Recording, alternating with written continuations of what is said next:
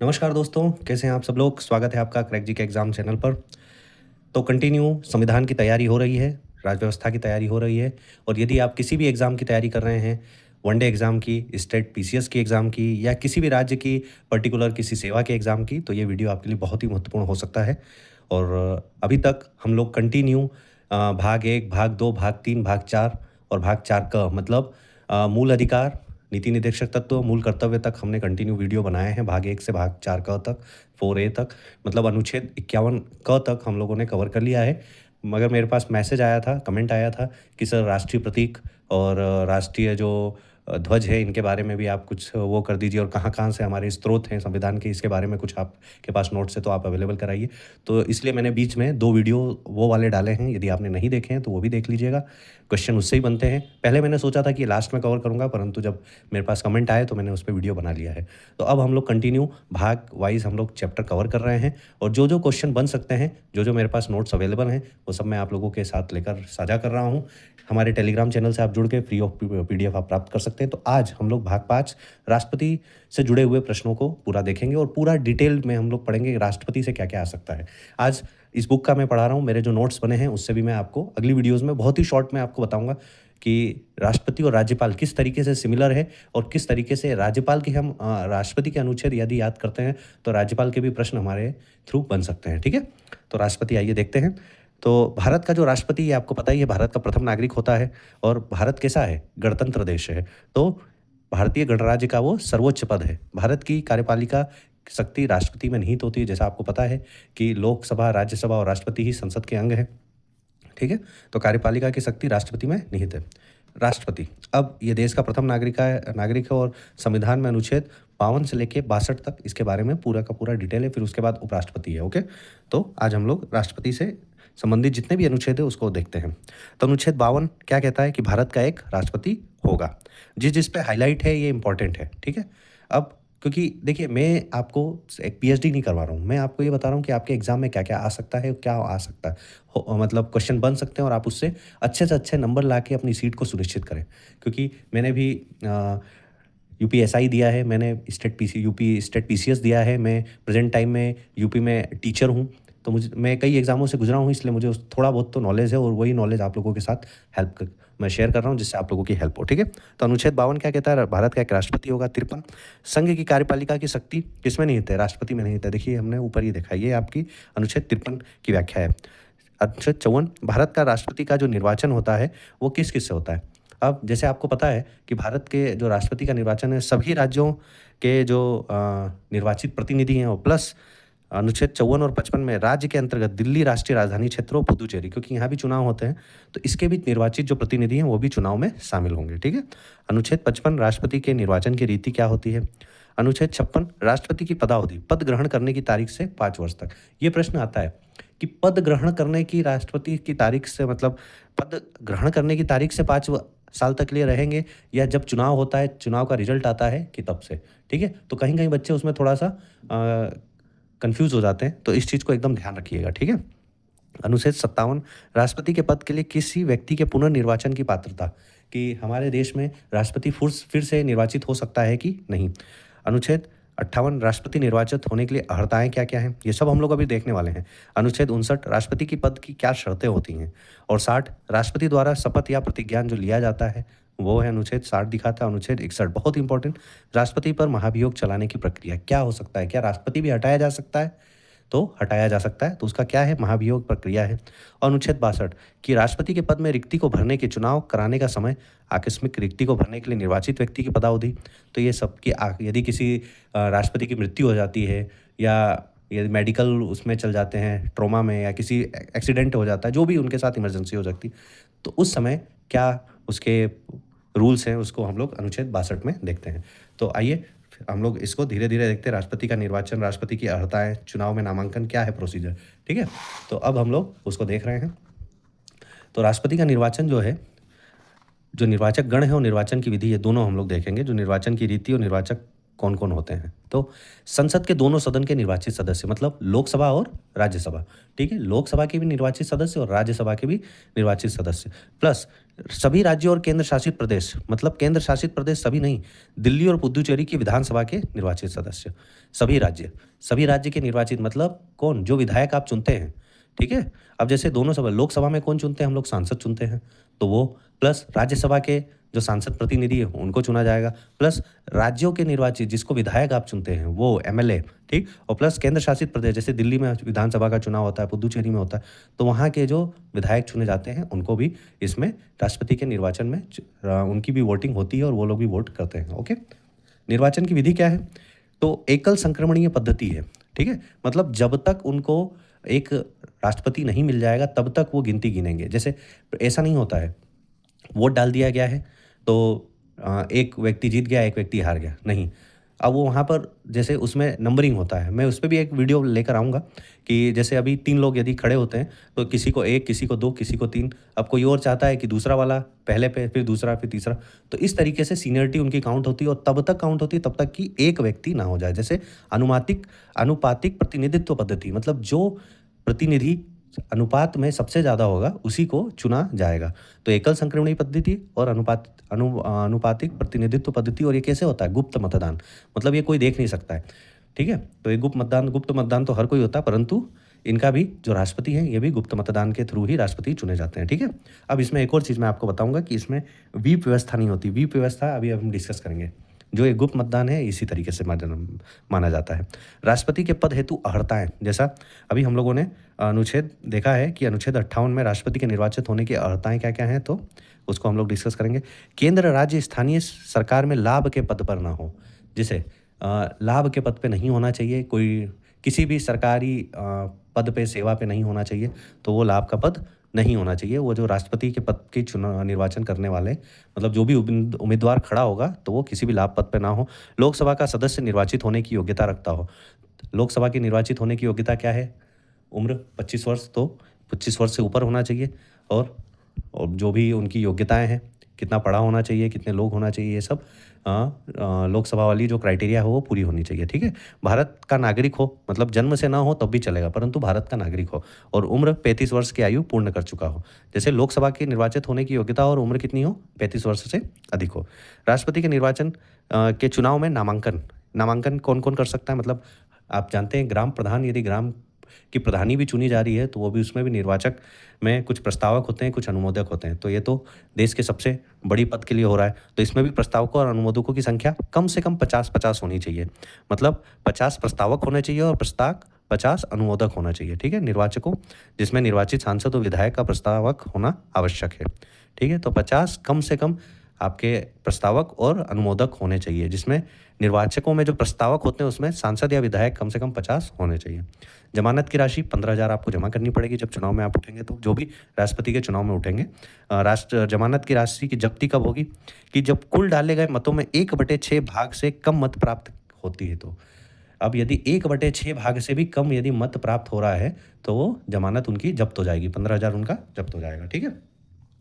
राष्ट्रपति के पद की रिक्तता क्या है, मतलब जब यदि किस किस कंडीशन में राष्ट्रपति के पद रिक्त हो सकते हैं, उसके त्यागपत्र देने पर, महाभियोग प्रक्रिया द्वारा हटाने पर, क्योंकि 5 वर्ष का होता है, यदि 5 वर्ष से पहले उसने त्यागपत्र दे दिया तो खत्म, महाभियोग चल गया तो जा सकता है, उसकी मृत्यु पर, अनकंडीशनल डेथ हो गई, उच्चतम न्यायालय द्वारा निर्वाचन अवैध घोषित होने पर, यदि सुप्रीम कोर्ट ने जो निर्वाचन हुआ है वही अवैध हो जाए, उस पर चैलेंज कोई कर दे तो अवैध हो जाए, तो उस पर राष्ट्रपति के पद की जो रिक्त हो जाएगा। अब देखिए यहाँ पर जो अभी मैं आपको वीडियो में बता रहा था, राष्ट्रपति के चुनाव में व्हीप व्यवस्था लागू नहीं होता।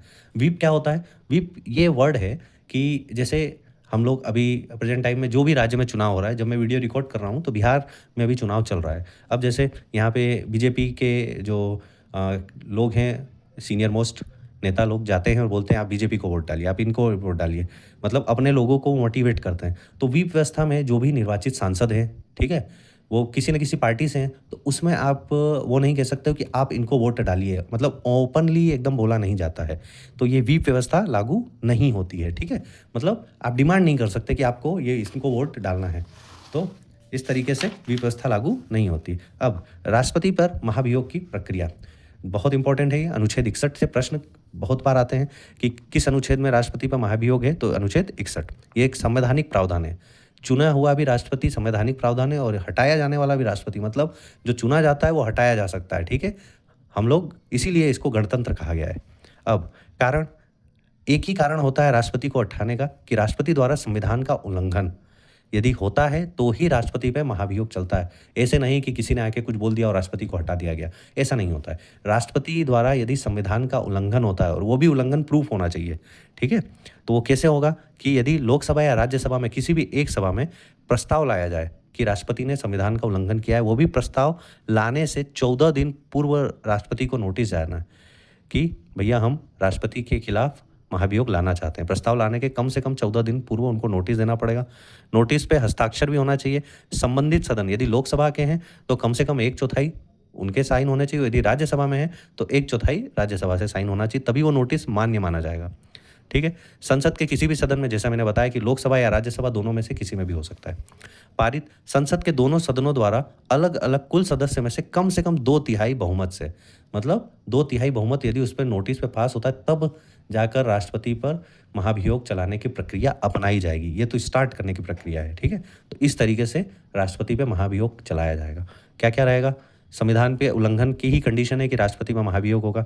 14 दिन पहले उसको नोटिस आना चाहिए कि हम राष्ट्रपति पे महाभियोग लगाने जा रहे हैं, आप सदन में नोटिस दीजिए। उस नोटिस पे भी कम से कम 1/4 सदस्यों का हस्ताक्षर होना चाहिए, और जब पास होगा तब कम से कम 2/3 बहुमत होनी चाहिए। मतलब आपका यदि 60 लोग हैं तो कम से कम 40 लोगों की साइन होने चाहिए, ठीक है, तब जाके वो राष्ट्रपति पे महाभियोग चलाया जाएगा। अब देखते हैं हम लोग राष्ट्रपति की शक्तियाँ।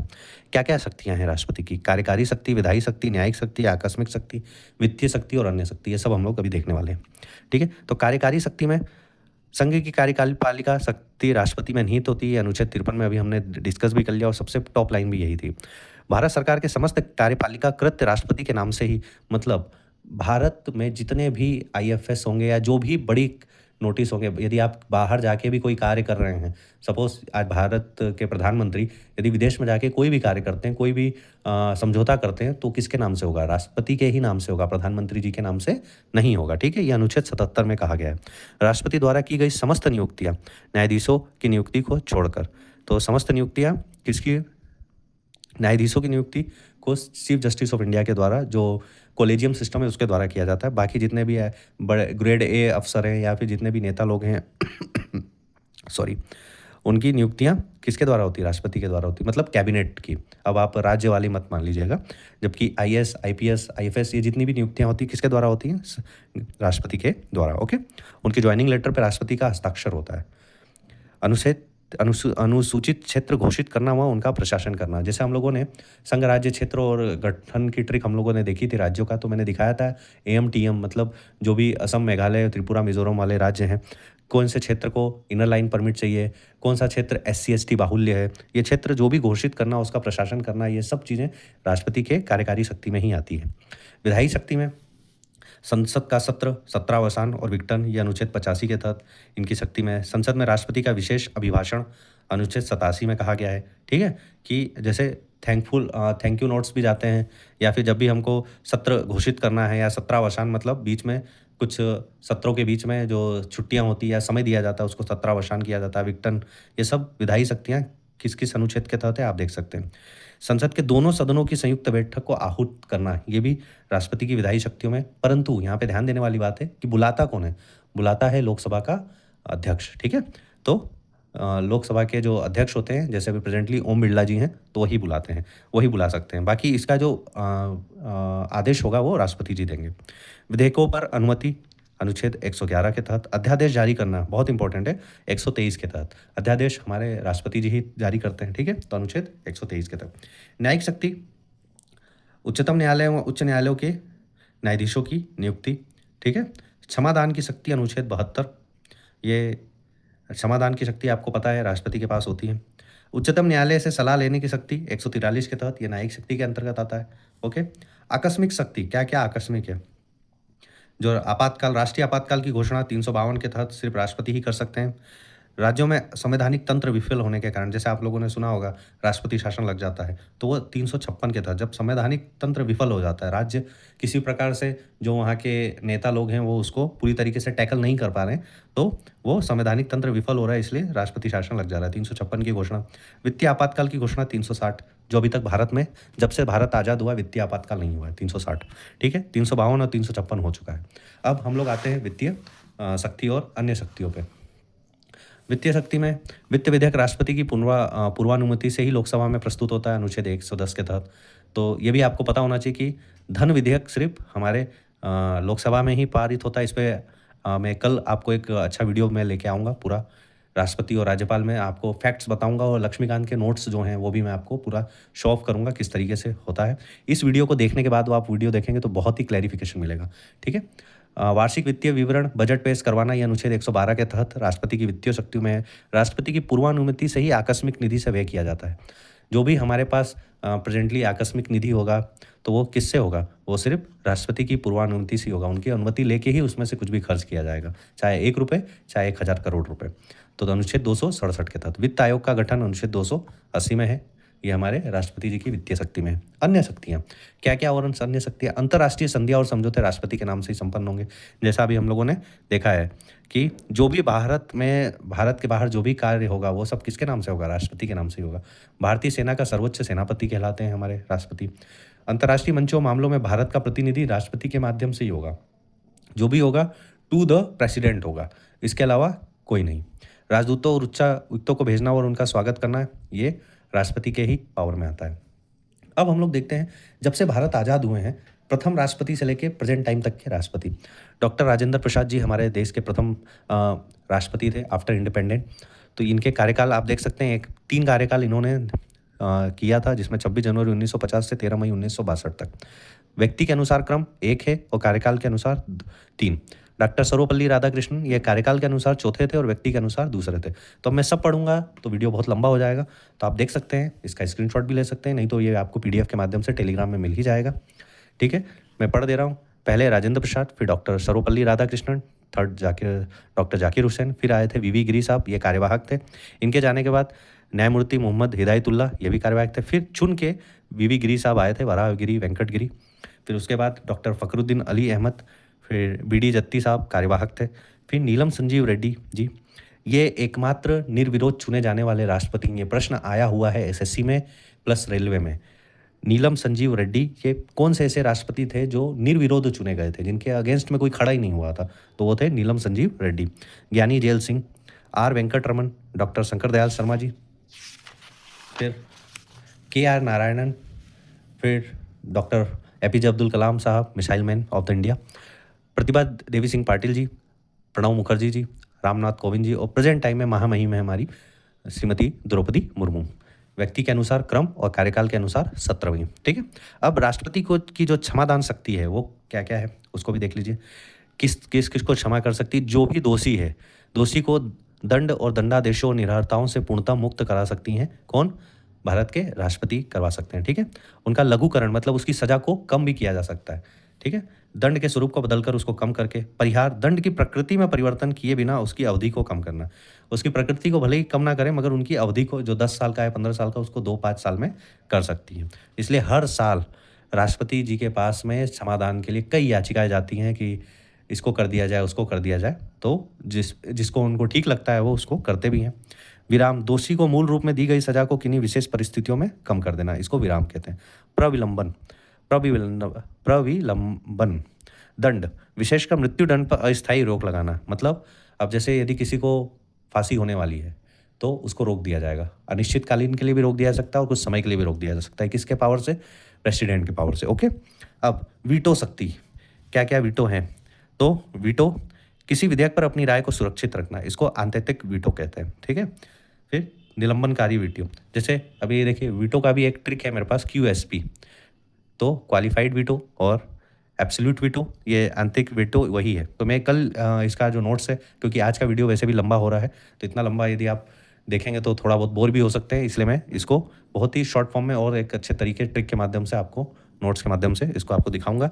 तो राष्ट्रपति की वीटो शक्ति कौन कौन सी है पहले आप देख लीजिए, और ये आपके लिए नोट्स के लिए बहुत इंपॉर्टेंट है, इसलिए मैं आपको पहले ये वीडियो दिखा रहा हूँ। वीटो शक्ति किस विधेयक पे, किसी विधेयक पे अपनी राय सुरक्षित करना, ये क्या कहलाता है? आंतरिक वीटो। निलंबनकारी वीटो, किसी विधेयक को आपत्तियों सहित संसद के पास पुनर्विचार हेतु वापस भेजना। मतलब राष्ट्रपति के पास जब जाते ही कोई भी नियम बनने जाता है, कोई भी अधिनियम बनने जाता है, तो लास्ट टाइम वो पुनर्विचार के लिए वापस भेज सकता है। ये किसके पावर से? वीटो के पावर से, जो है हमारे निलंबनकारी वीटो। ठीक है, तो वह आपत्तियों सहित वो भेजेगा कि इस पर आप पुनर्विचार करिए, फिर आप मुझे भेजिएगा। और पॉकेट वीटो, मतलब उस पर कोई डिसीजन ही ना दे, वो अपने पॉकेट में रख ले उसको। जेबी निषेधाधिकार भी कहा गया, किसी विधेयक पर कोई निर्णय नहीं करना। तो यदि आपको पॉकेट वीटो का इस्तेमाल हमारे देश के राष्ट्रपति डॉक्टर ज्ञानी जेल सिंह ने किया था, मुझे आप कमेंट करके बताइएगा कि किस नियम के तहत या कौन सा नियम बनने वाला था, किसके रिगार्डिंग था वो एक्ट जिसपे ज्ञानी जेल सिंह ने, महामहिम डॉक्टर ज्ञानी जेल सिंह जी ने पॉकेट वीटो का यूज़ किया था। यदि आपको ये पता है तो कमेंट ज़रूर करिएगा। अब हम लोग कुछ परीक्षा के लिए उपयोगी उस पर देख लिया जाए। और राष्ट्रपति के महत्वपूर्ण परीक्षा उपयोगी जो प्रश्न है वो क्या है? भारत के तीनों सेनाओं का प्रधान सेनापति कौन होता है? राष्ट्रपति होता है। ठीक, किसी भी भौगोलिक क्षेत्र को अनुसूचित क्षेत्र घोषित करने का संवैधानिक अधिकार राष्ट्रपति के पास है। ये सब हम लोग देख चुके हैं, मगर ये इंपॉर्टेंट तथ्य है। भारत का राष्ट्रपति अपना त्यागपत्र किसको दे सकता है? तो अब राष्ट्रपति से तो बड़ा कोई है नहीं, तो उपराष्ट्रपति जी को।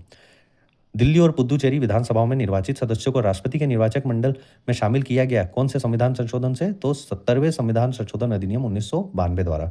इससे पहले ये नहीं था, मतलब यूटीज, कोई भी यूटीज के राज्यों को नहीं लिया जाता था। ठीक है, राष्ट्रपति का पद रिक्त होने पर भरा जाना चाहिए 6 माह के भीतर। जैसे ही राष्ट्रपति का पद यदि रिक्त हो जा रहा है किसी भी कंडीशन में, तो 6 महीने के भीतर भर देना चाहिए। राष्ट्रपति की मृत्यु, पद त्याग या पद से हटाए जाने के कारण रिक्त पद पर कार्य कौन संभालेगा? तो उपराष्ट्रपति। यदि उपराष्ट्रपति भी नहीं है तब भारत के मुख्य न्यायाधीश, चीफ जस्टिस ऑफ इंडिया। ठीक है, अब परीक्षा उपयोगी और क्या क्या पॉइंट है? अब तक राष्ट्रपति का कार्यभार संभालने वाले देश के एकमात्र मुख्य न्यायाधीश हैं न्यायमूर्ति मोहम्मद हिदायतुल्लाह, जो 20 जुलाई 1969 से 24 जुलाई 1969 तक थे, क्योंकि बाद और जो थे वो सब के सब बाद में राष्ट्रपति भी बन गए। ठीक है, ये एकमात्र मुख्य न्यायाधीश थे, ध्यान रखिएगा, ये न्यायाधीश थे। ठीक, तो ये इंपॉर्टेंट है। लोकसभा में वित्त विधेयक प्रस्तुत किया जाता है राष्ट्रपति की पूर्वानुमति से। राष्ट्रपति को प्रधानमंत्री से सूचना प्राप्त करने का अधिकार है कौन से अनुच्छेद से? तो अनुच्छेद 78 से वो राष्ट्रपति जो है वो पीएम से, प्रधानमंत्री से सूचना मांग सकता है। निर्विरोध, जो मैं अभी बताया था, निर्विरोध राष्ट्रपति चुनाव होने वाले देश के एकमात्र राष्ट्रपति हैं नीलम संजीव रेड्डी। महाभियोग की कार्यवाही क्या है?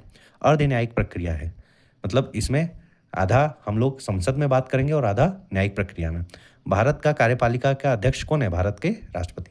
तो आने वाली वीडियोज़ में हम लोग राष्ट्रपति और राज्यपाल से जुड़े हुए प्रश्नों को देखेंगे, और बाद में हम लोग ये भी देखेंगे जो जब हम लोग इस अनुच्छेद पे आएंगे, लगभग 148 149 पे।